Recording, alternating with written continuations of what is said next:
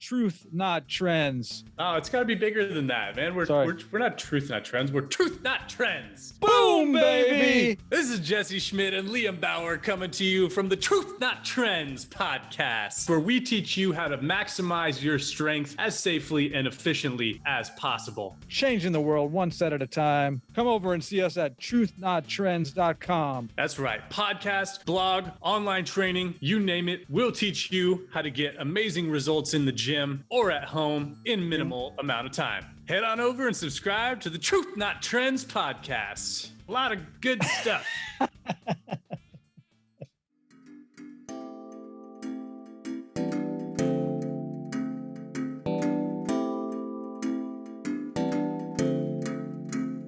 Welcome to that spiritual, actual, factual answers to questions you're asking. You find them inside you, reciting the records. Akashic, we laughing, we drafting the passion through various. Time for that comedy, dramedy, all of the fanciest, catchiest acronyms. Listeners, listen, we traveling. Conscious is always unraveling. The reading you're having is mapping you back to your natural habitat. Abracadabra, it's magicless, fascinating. To top it off, the host, all the classiest. Now, what were you asking for? All of the answers, what? All the answers.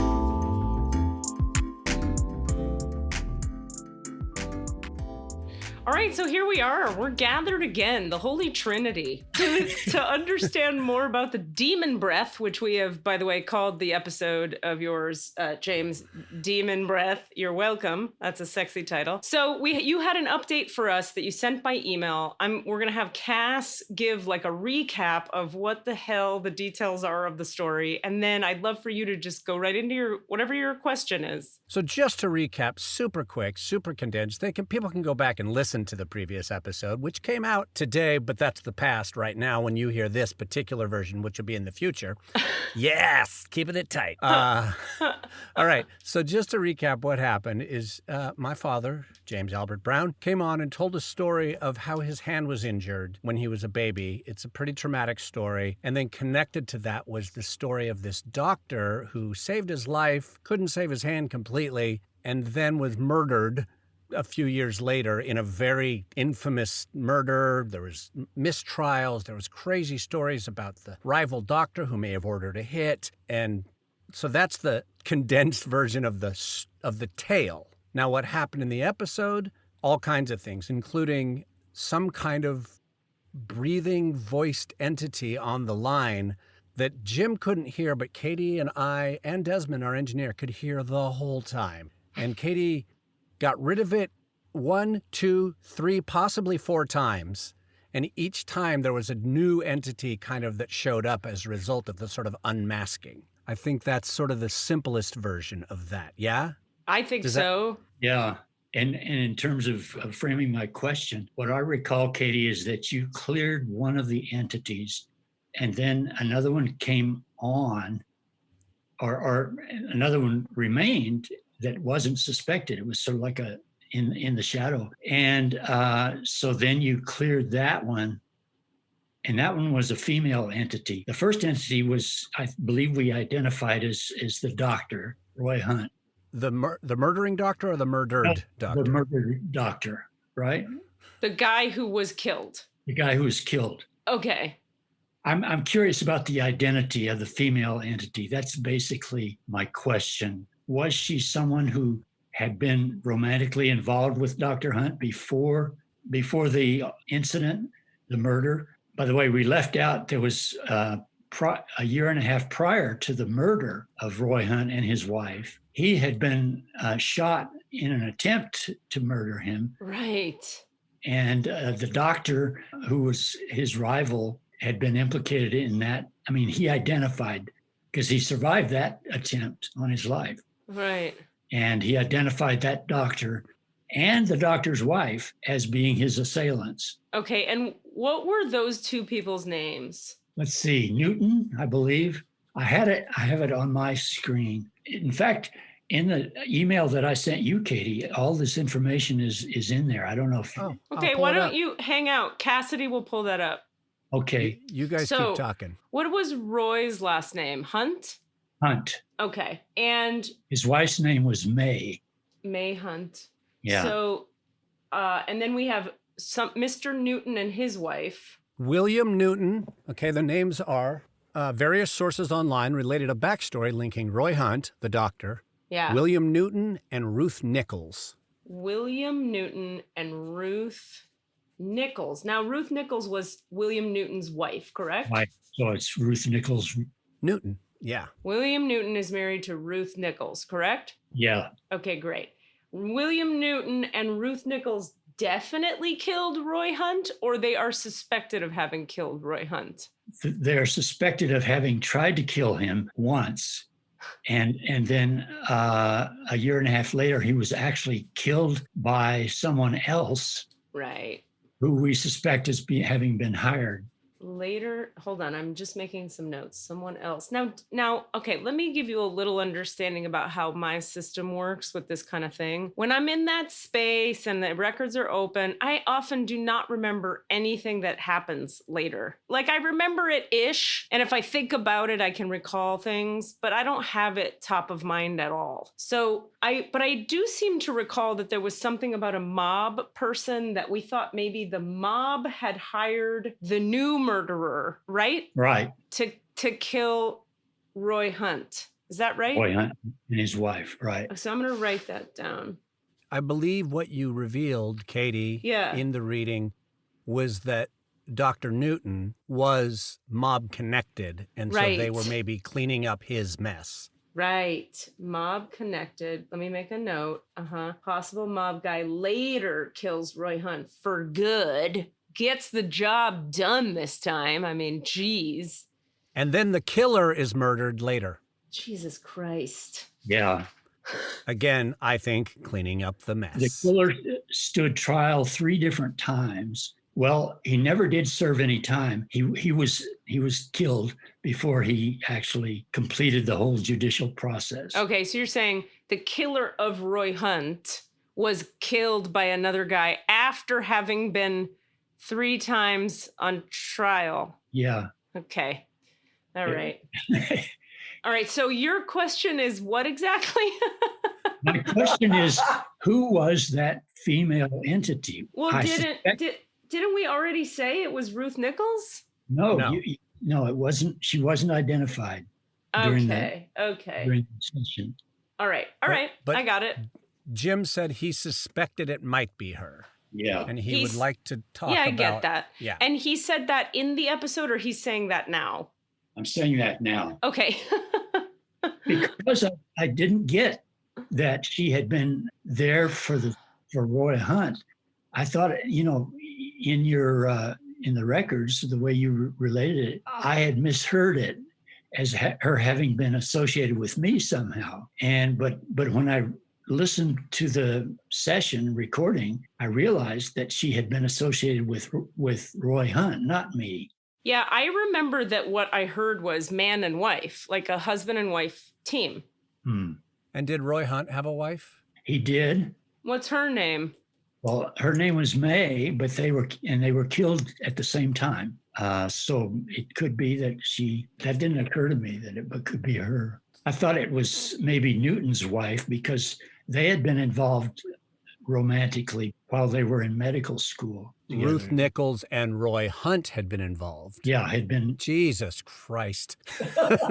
I can barely track any of this. So who remembers, I should listen to the freaking episode, but who remembers, does anyone remember? So this is what I remember about the entities we cleared. Man and woman that were together and associated with one another. Then a third person. And I don't remember anything about the third or fourth person. Do you guys? No. I don't. Okay. I don't think it's relevant. Let's open the records. Thank you, Desmond. And we'll see what we get. Okay? Okay. Okay. We'll see if we can find any logic at all to this whole situation. All right. So let's take a couple deep breaths. At least James and myself. Into the low belly. I'm going to see. My records are open, so I'm going to ask a few questions out loud. I just did a couple healing sessions back to back, so I'm kind of in the zone for myself. So record keepers, do we need to actually do the grounding exercise for Jim or the other thing? No. Okay, so we're just going to open his records. Okay, great. So we're going to breathe into our low belly, relax a little bit, just become aware of the earth below your feet.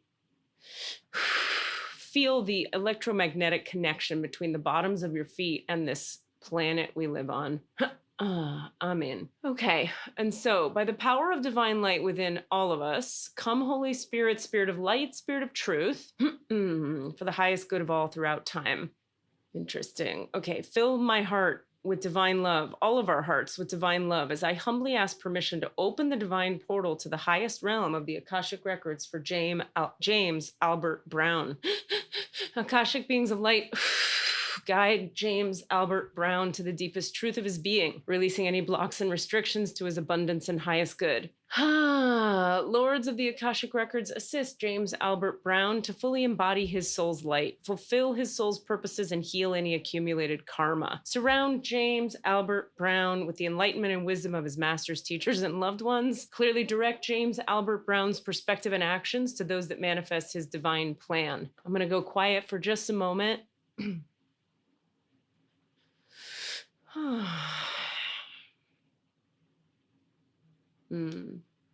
All right, free of all resistance, judgment, and fear. We're now filled with divine love, and the records for James Albert Brown are now open. For whatever it's worth to you, James, or Jim, I'll call you, is Jim okay? Jim is better for me. Okay. For whatever it's worth to you, let's see, is that correct? Your spiritual connection, your rootedness to the center of the earth and the spirit of the earth is so clean right now. Like there's no interference. Yeah. And your being, your essence, your body, you get, spiritual alignment very much deeply from the spirit of the earth, from the soul of Gaia, kind of like your wife. It's just that it's very, very easy to perceive now because of what got cleared last time. So that's just a bit of info for you. All right, so we're here to ask Lords, Masters, and Teachers of the Records for Jim here a couple specific questions that I'll try to track. First of all, did we clear 4 entities last time? Yes. Okay, did we clear only 3? No, 4. Okay, we're trying to understand who the female was that we cleared. Okay, so did we in fact clear the energy of William Newton? Yes, definitely. Ruth Nichols, 100% yes. That's a big fat fucking yes. Okay. Did we clear, let's see, did we clear from Jim's field Roy Hunt? No. May Hunt? No. Other mafia guys? No. Other mob guys? They really want that distinction. Mob guys. 2 mob guys? More than 2? Okay, 2 mob guys. So why were they, I'm going to ask a few questions here myself, Jim, just out of curiosity, and then let's dive into anything else you want to know. So why were they with Jim? They could have been with anyone. Why Jim? I'm just curious. So the first phrase, sometimes I hear little trickles of information and then it all starts to flow. So the first phrase is karmic debt. Did they feel guilty about it? No. Whose karmic debt? Jim's? No. William's? Ruth's? No. The mob guys. Okay. 1 mob guy, both mob guys. Both mob guys. Karmic debt. But why stay with Jim? Oh, they believed they had karmic debt to the kid because those 2 guys felt bad about it. Yes. So the whole thing started with Jim and let's see. Wait a minute. Who? The doctor. Right. So the Dr. Roy Hunt. The Dr. Roy Hunt, Jim, this is me asking you, is the one who saved your life, correct? Yes, correct. And then, possible moment, and then he was killed by the 2 mob guys that we cleared. Like ultimately okay, those are the 2 mob guys. They are the 2. Now, let me just for my own clarity, track some things here. Roy Hunt is murdered. Okay. First, William and Ruth attempt to murder him. Yes. 100% yes. Then these 2 mob guys we cleared out of Jim's field succeed in murdering him. Yes. Do they both murder him together? No. Okay. 1 mob guy murders Roy Hunt. So who's the other mob guy? His boss? Yes. So, but still, I'm confused about what that has to do. Why Jim? Why are they with Jim? Or why were they with Jim if, okay, because Roy's dead, so they can't be with Roy. And is it like out of guilt? No. Is it that they wanted to say something? No. Is it just kind of what happened? Yes. Was a decision made by any person, being, entity? No. It's just kind of what happened. Okay. Huh. Okay. Okay, wait. Sorry, now there's more information. So what is it about Jim? Sometimes, this is just going to be channeled now. Sometimes when people pass and they pass through nefarious means, or they've had a nefarious lifetime, the part of their own psyche that is unresolved about their choices unconsciously chooses to remain here in this dimension, at least partly. So out of either guilt or a desire to correct things or a desire to make things worse or a desire to finish the job, etc. So in this particular case, William Newton and Ruth Nichols, they stayed behind. Why?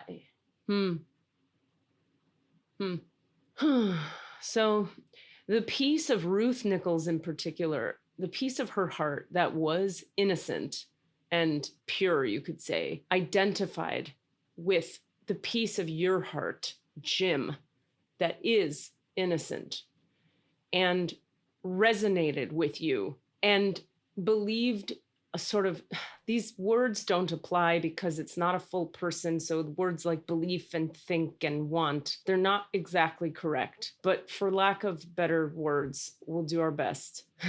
The innocent part of Ruth's heart was like magnetically drawn to the innocent part of your heart. And she felt connected to you because she felt like the innocence of you is a reflection of who she really was. So out of shame and guilt, she wanted to hang around and be close to you, sort of as an apology. But what we have to understand as human beings about entities when they're not fully embodied is that they're not operating the way we operate. They're not operating with a full deck, you could say. It's almost like different energies are just magnetized to each other. They're not thinking straight, right?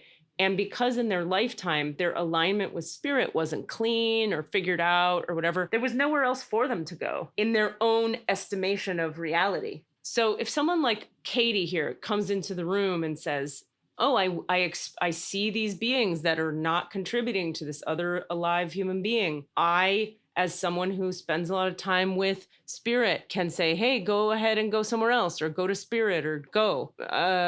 Because in essence, Katie has more access to energetic possibilities for those entities. In other words, they can't conceive of more possibilities for themselves, but Katie can. So she's going, okay, go ahead. And they're like, oh, there's a go ahead available? Oh, okay, I'll go ahead. They don't even know. It's like, they didn't even know that was an option. Okay. Now, I am also getting that William Newton was like dragged along by his wife, Ruth. Were they married? There's sort of like a yes-ish energy about that. I don't really know what that means. Maybe it's like they were partners, but like not technically married, something like that. Anyway, William is dragged along by Ruth to hang out near your energy field, Jim, just like in that way that some husbands can be like, I have no power now. My wife makes the choices. That's what happened there. That's very, very clear. And he's been like, I don't know, this is boring. Like, can we just do something else? And she's like, no, we have to stay here. My pure heart and his pure heart, they're one, and I'm a pure lady, see? And he's like, all right, babe, whatever, it's fine. But he's not like stoked about it. Then these two mob guys, I still need to look at this paper when I'm thinking about this. Possible mob guy later kills Roy. Definite mob guy later kills Roy. And his boss. Okay, great. So these two mob guys, we cleared them out of Jim's field, correct? Yes.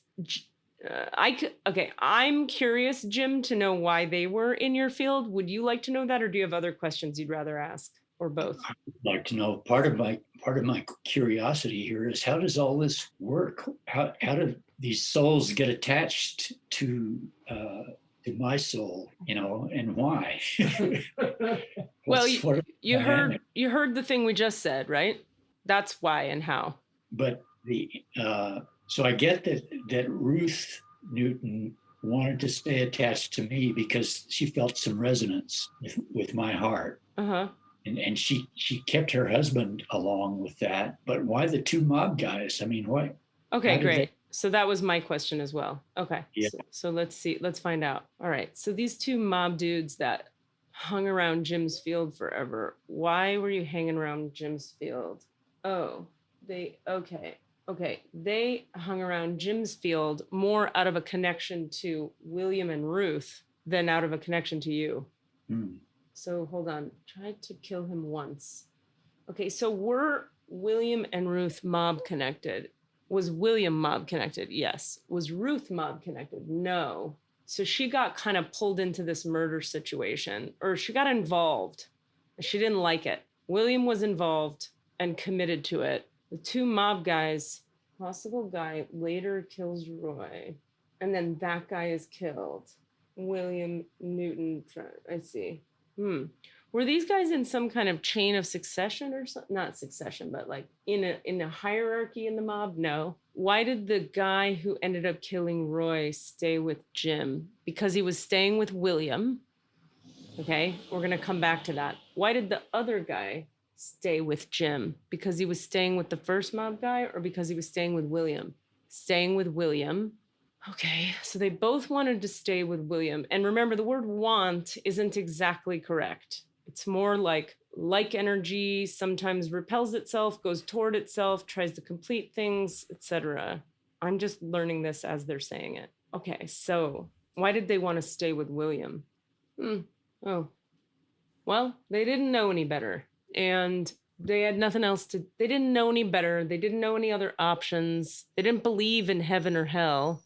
They didn't believe in, transcending time and space. They didn't believe in past lives or next lives. But more than that, it's not even about what they didn't believe. It's about kind of just dumbness. They're just like, I don't know, this is what we do. Stay with William. So funny. And then were they like a little threesome? Nope. Were these two like a little pair? Yeah, the two mob guys I get were like a little buddy, like they were tight. So then the last mob guy is ordered to kill his buddy. I was just about to ask that. What were you going to ask? Exactly that. Did the second mob guy kill the first mob guy, and now they're both attached to Jim because they're all connected to each other? The second mob guy killed the first mob guy, yes. Then they were all attached to William. Right. Out of just like familiarity. Just like, oh yeah, those guys. We know those guys. That's what we do. We all do this thing that we all already did. And then William is dragged into Jim's field by Ruth. Ruth is there.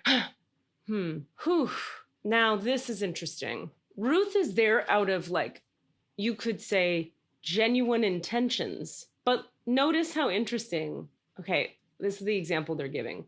One time, I, Katie Rubin, was in a house in Los Angeles that someone asked me to clear the entities there. They couldn't sleep, like pots and pans were flying around. And they were like, there's a fucking somebody in our kitchen or our closet. Please help us. So I go to the closet, and clear as day to me, there's a woman and a child. And they died. The child died. The woman was filled with grief. The woman was the child's mother. And the woman was so full of grief for the death of her child that she just never left the child's side. Just out of like, I love you so much. I'll never leave you. And now they're both trapped in somebody's fucking closet, making everybody's life a fucking living hell. Out of what you could call love, right? That's what our culture does a lot. We go like, oh, he loved him so much. He never left his side. But really, in a way, it's out of like self-centered need for something that, like guilt. It's out of guilt. So Ruth's, there's just something they want us to understand about that like in your human life, if you're loving someone out of guilt, you're creating an attachment to that person that is no good for them or you in the end. It's the kind of attachment we talk about in spiritual teachings of like, let go of that attachment. Whereas there are healthy forms of attachment where it's like, nurture that attachment. Anyway, so they just wanted me to talk about the difference between types of attachment. So Ruth's attachment, while philanthropically moral, is also a little codependently enmeshed, you could say, or a little like clingy, or a little guilt-ridden, and then kept all these people attached to this random guy, Jim. So what we want to take from this is, please don't form attachments out of guilt. Guilt doesn't serve any fucking buddy. Instead, it's like, grieve the loss of whatever needs to be grieved. Own your part in what occurred. Grieve how sad it makes you feel to know that you have done a thing that has caused harm. Make amends. Do the best you can to make things right in this life with whoever it needs to be made right with. And then go to work forgiving yourself. The work is self-forgiveness. Okay, so sometimes the record keepers like to take the fucking pulpit and do some teaching. There you have it. Lesson complete. Jim, do you have any other questions? Oh, plethora, but I wonder, I can't help feeling like I had some attachment to Roy Hunt because he was my doctor. I'm sure he followed up on the treatment of my hand for years, probably was still actively on the case when he was killed. I wonder whether my attachment to him, because he was my healer, may have gotten me enmeshed in this whole other network that had nothing to do with me otherwise. Well, in the sense that you were invested in him and he was invested in you, sure. But that connection is a correct and appropriate connection. Yeah. According to these guys. Okay, let me just I have to look at the info again. Roy, the doctor who saves you, someone tries to kill him. Oh, have we looked at why Roy got killed at all? No. We have not asked. We have asked. What do we know historically about it? Anything? Well, that he and Newton had been medical students together, had been in love with the same person who was in nursing school at that same institution. So they were all embroiled. But then Roy went off to marry. He married somebody else, and they were married when he treated me. Roy and May were husband and wife, and they worked together at the hospital where I was treated. So she may have even nursed me in some way, taking care of me and my mom. And that's the other question I have. Go ahead. I feel like my mother had such tremendous guilt over what happened to my hand that she probably never got up. She probably carried that aura of guilt with her through the years that I was under Roy Hunt's care. And so her feeling of guilt may have embroiled her somehow in this whole other scenario that had to do nothing with my family, but with the Hunts and the Newtons. And apparently there's some kind of criminal cabal mixed up in this whole thing. Okay, everything you're saying is a big fat no. No? Like none of that is relevant or true. So you can totally let that go. All right, good. Bye-bye, done. Nope. Cool. That's done. What other questions do you have? They're like, no, none of that. No. We're just, they're like, look, don't make it's tricky, right? These are serious things. And so what the human psyche likes to do is create narratives to explain the things, which is very understandable, but don't. Yeah. Okay. What else? Well, it's just that I have no idea how all of this happened, how it all got focused in on me, these different entities, we just explained it to you, Jim. Just because I was around? No, because of Ruth Nichols' weird idea that she had to connect her pure heart to your pure heart. It's a weird idea. And then she drags William along, and then these two are attached to William, and that's it. How does she even know of my existence? And how did we intersect? at all that would make me a recipient of her attention. Oh, I see. That's a good question. Okay. I'm looking at the line. This is the most complicated fucking thing I've ever had to track in my entire fucking life. Okay.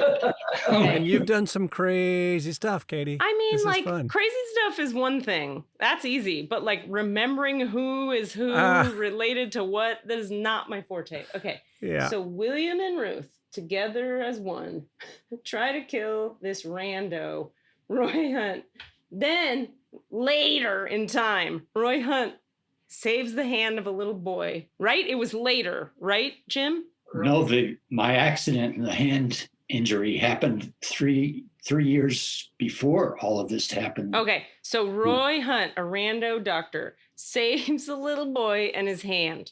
3 years later, somebody tries to kill him but doesn't succeed, and that somebody is William and Ruth. Yes? Yeah, right. Great. Then later in time, somebody succeeds in killing him. Right. A year and a half. Which is this mob guy and the mob guy. Okay, now, so the question is, what was Ruth's awareness of you? Right, like why you? Oh, I see. Okay, so your hand happens, and then, where did these people live? Well, the Hunts lived in Littlefield, Texas. William and Ruth lived in. They had a practice in another town, some 100 miles south of Littlefield. William and Roy had been medical students together, and Ruth had been a nursing student at that same school, and that's how they all got involved with each other. And where did you live in relation to all those people? My family and I lived in Amherst, Texas, which was 7 miles away from Littlefield, where the hospital was, where I got my treatment. And so we were all in the same vicinity, in near the Texas Panhandle in the High Plains. So you lived closer to Roy than to William and Ruth. Right. Okay. So I'm just gonna have to channel. Can't even track it. Okay. So Lord's Master's Teacher, how did Ruth even know about Jim? Well, that's so specific. I'm inclined to be skeptical about it. I'm gonna say little bits of this out loud. So let me see. So William goes to visit Roy before he's gonna kill him. Is that right? To chit chat and figure something out, to see if he doesn't have to kill him. Ruth is with him. She's in not the waiting room. She's in the same office with them, looking at pictures, looking at what? Articles, words on was there such a thing as pictures? Pictures were a thing, right? At this time? Oh, yeah. Photography existed. Okay, I'm so bad at time. I apologize for being very, very dumb. When did photography start? In like the 1800s. Oh, I'm terrible. Okay. The poor beings of light, they have to work through the filter of my clumsy ass. Okay, so she's looking at, I'm going to say the whole thing I see, and then I'm going to go back and see if it needs correcting. So she is there with him. They're having a chit chat, but it's kind of a threatening chit chat. She's like, how the fuck did I get involved with this guy? Her guy, William. I don't like it here. I'm staring off into space, looking at a picture. I see a picture on a cork board of a bunch of different patients, but your picture is there, Jim. And she asks, changing the subject, about, who's this and who's this and who's that? And he tells the story of you. But he's very casual about it. He's like, yeah, there was this kid. He was a sweet kid. And it was terrible. And then I have to say, I was very proud. He's very proud. He's like, I'm very proud to say it was good. But he's also humble about it. He's not a jerk proud. He's just like, good for me, doing my job. She identifies, she starts crying. Okay. That makes everybody uncomfortable because we're supposed to be here like talking about work. She starts crying because the Jim story is so touching. How did we all get to this point? They're being blackmailed. Who? William and Ruth are being blackmailed. Oh boy. The stress of the blackmailing kind of just comes out of her eye holes in the form of tears when she sees your picture, Jim. She never forgets it. Did she ever meet you? No. Did she ever see you in physical form? No. Okay, that helps me understand. Any other questions from you guys about that? I'm just thinking of the fact that did I stay in her consciousness, that case, that situation, stay in her consciousness through all the rest of her life? How much longer was it though? I think she died in 30 years later or something like that, 40. So she died after William. Yeah. Are you sure? Not entirely. I know that they were their deaths were separate by a few years, but I'm not sure which one went first. How do you know their deaths were separate by a few years? Read the newspaper accounts of all of this. They had children. That could be relevant because she might have invested some of that sympathy that moved her so much that in her own kids. Maybe it was overprotective. No. Ruth died first. Yeah. See, that's what I get. That's right. Okay, that makes it all make sense. So she dies first, and then he dies. He's killed, or he just dies. William. 2 years later, natural causes. Yeah. Okay. Well, see, there you have it. So she dies. She always remembered this story. She made it kind of a maudlin. I connected with him. And I broke open that day, and the innocent boy, and I'm the innocent girl, and I'm a victim in this. Not a victim. Sorry, not a victim. She saw herself as kind of like an unwitting accomplice. Like it just happened. It all just kind of happened for her, from her perspective. And that's part of what makes her feel connected to you in that moment is like it all just kind of happened to you. Your hand fell in a thing, you got injured, this guy saved your life. But also really it's about her heart breaks open in that moment when they're having the conversation, William and her and Hunt, right? Hunt. Yeah, because it's just too much for her. She just can't anymore. And so you're just kind of like, you know how that happens. You go to Mount Rushmore, and suddenly like the beauty of Mount Rushmore makes you cry, but it makes you remember the time when you were 6 and you broke your ankle. So now every time you think about Mount Rushmore, you connect it with your ankle pain. You see what I'm saying? Yeah. It's like that for her. But her heart was very big, I get. It's just that she lived in a time where she couldn't really show that. And her man turned out to be, no, that's not the way to say it. Her man was not capable of, holding space for, those terms didn't even exist, her level of love. So a moment like that where she sees you, here's your story, connects with you, she made up a whole narrative, which brings us back to like what they're saying about narratives and how to be aware of them. Uh-huh. Also, here's another thing that people don't know a lot of times. In the realm of entities and demons, and I'm aware of the time, so we're going to go ahead and wrap up after this. In the realm of these people who stick around, beings without bodies that are hanging around this dimension, none of it is actually that big a deal in the sense that people die all the time and their being or their consciousness or their magnetism goes like, oh, we'll stay over here. It's just that stupid. It's not that fancy all the time. It's not that complicated. Like a lady saw a picture and felt a feeling and was like, oh, that little boy, and I'll stay with him forever, my heart. And then she fucking makes a little vow inside of her psyche and then stays with you forever. That's the importance of not making vows and, commitments forever till death do us part. It's like, are you sure? Are you sure?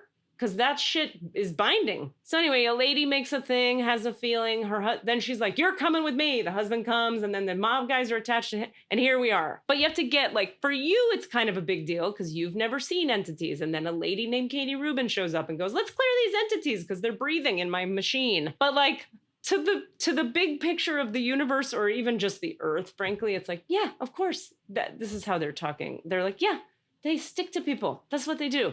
Do you see? Got it. You see what I mean? And all of that is a way that they're going like, just don't worry about the narrative so much. The narrative isn't all that important. And we're happy to provide guidance and we're happy to give you insight if it feels, if you want it. It's just that. Insight, and also like what effect has that had on me to have these entities hanging around? Yeah. Yeah, that's a good question. You're right. You're totally right. And one thing the first thing is what we said at the beginning, which is it was kind of making the frequency of your connection to spirit or to source a little hazier, little buzzy. It was buzzy. It was like like that. Yeah. Whereas your connection now is like wind. It has no sound. It's like space. It's very beautiful. So That's part of clearing is maybe I'm clear to have abilities more like yours, more like my friend Claudia.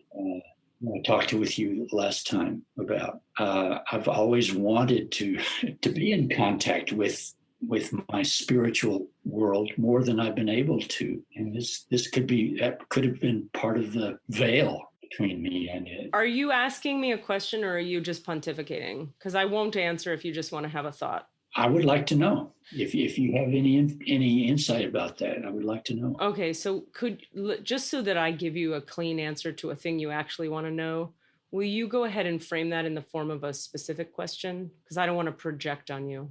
The question then would be having these entities all kind of roiling around in my field, my consciousness field. Would that constitute a screen between me and the clarity of my knowledge about the spiritual world and about entities, about everything that you've been trained to? No, No, it's a no the whole time you've been talking about it, but I wanted to be sure I got the question right. No, you have to understand. Let me give you a little more context here. If you look at someone like myself, I've had probably 6,000 entities to clear. Thousands of dark beings and entities, and that's how many that's just one lady. You had 4. Everyone you've ever met in your life has, let's see, is that correct? Yep. Everyone you've ever met in your life has had entities and or demons attached to their bodies. When you got a fuck ton of them, forgive my language, when you have a lot of them, you're going to experience interference in your life. When you have what you had, it's going to have a mild effect. It's going to have a little buzzing, which means your connection to the earth is going to be a little less clean and light. And I'm not saying, none of us here are saying that doesn't have an effect. It totally has an effect. Yes, I can, as soon as we opened your records, I could perceive the difference between your energy field then and your energy field now. But it's not such a dramatic amount of stuff that it was blocking you from being able to perceive the other realms. It was blocking you from being able to experience the divine through the earth for you. That's not how everybody does it, but it's big for you. It was making your ability to connect to the spirit of the earth, which is your source of spiritual fulfillment. It was making that. It was like the reception was fuzzy on the radio channel, and now the reception is quite clean. Now, does that mean you're going to have psychic abilities? No. Does that mean you're going to now see demons and entities? No. There's a lot of other practice required to get to that point. Some people are just made up that way. They're just like born with access to that stuff. Other people have to develop it, right? And some people are born with access, but it's clouded over by a bunch of demony entity trauma, who knows, a bunch of things. So there's all kinds of shapes that can come in. And yeah, but if you're asking, am I now going to see entities and demons and stuff like that? Just boom, because we cleared these 4 entities, I have to give you a no on that. Just as well.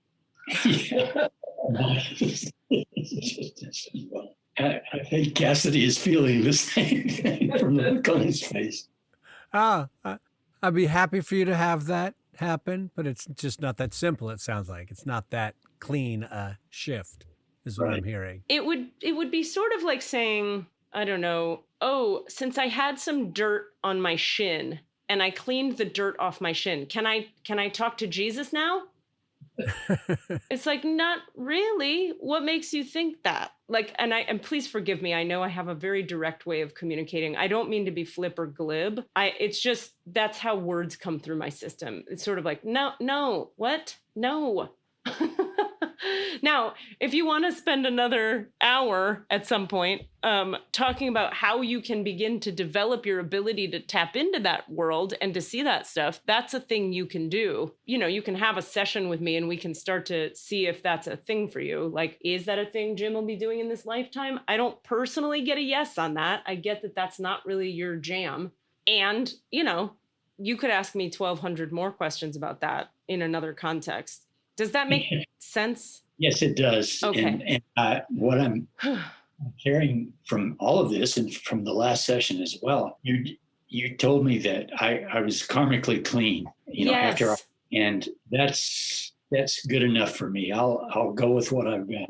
Oh, that's very kind.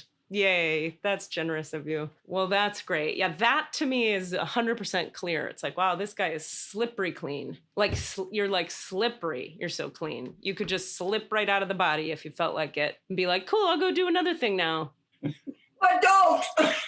But don't do that. Not yet. Not yet. Instead, just enjoy being super clean. And I feel complete about this now. Thank you. Oh, good. I'm so glad. Good. I was hoping we could get that for you. I hope this was of service to other people who are listening in terms of the dynamics of all this. It's been a mystery to me, and it's clearer now. So I'm glad. That's great. I'm sure it will help certain listeners. 100%. This feels a little more like one of the episodes of like My Favorite Murder or one of those shows, those podcasts that you like to listen to. How so? Oh, well, because just the because murder, it was such right? Duh. And it was such a like, here's the story, and here's how this person relates to this person. Oh God, I wish I were better at those details. I literally look at this little chart I drew. It's like a terrible chart, and I was trying to look at that to reference the names, and it was not helping me. So funny. Anyway, thank you guys. Let's go ahead and close Jim's records, just so we've done that. I do want to say thank you to the record keepers, the Lords, Masters, and Teachers of the Records, Divine Motherfucker, all the beings of light, bibbidi boo, bibbidi bah. Thank you for all the info we got and for bringing clarity to Jim and peace to his heart on this. And thank you for the entity clearing, because that should provide some like more joyful experiences of being alive for however long that happens. Allah. And so I ask that you return all of Jim's energy to him now. Return us all to our complete human wholeness now. The divine portal and the Akashic records for James Albert Brown are now closed. Amen. The divine portal and the Akashic records for James Albert Brown are now closed. Amen. The divine portal and the records for James Albert Brown are now closed. Amen, amen, amen. Amen. Yeah, before we close, this is a photograph taken of me and my cousin. This was just before the injury to my hand, and it's the only photograph in existence of that right hand. She's pointing. She's holding the hand out that I'm about to lose. Wow. Weird. That's great. Thank you for sharing that, Jim. What a weird thing that she's like, here, universe, take this. Is that not weird? That's so weird. Thanks for that, Katie and Cass and Desmond for doing this. Yes, thank you, Jim. Thanks for being here. All right, we have some business to discuss, so you can hang up if you don't mind, and we'll just do our podcast boring business here. Thank you. You got to sign off, Dad. Otherwise, we're just going to stare at your crotch. Thanks. That's great. It's a nice crotch. Pop. There it is. There we go. Ooh, All right. wackadoo. We did Good that. stuff. That happened. Cool. I figured we could just chat, and we're done. That's done. Yeah, episode over. What are you asking for? All of the answers? Say what? All of the answers? Yeah, all the answers. Hey guys, thanks for listening. We'd love to hear from you. Please email us with your questions so that we have questions to answer in the Akashic Records. Our email address is allanswerspod@gmail.com. That's allanswerspod@gmail.com. And if you'd like to find us on Facebook or Twitter, it's @allanswerspod, @allanswerspod. Thank you. That was a Sounds Awesome production.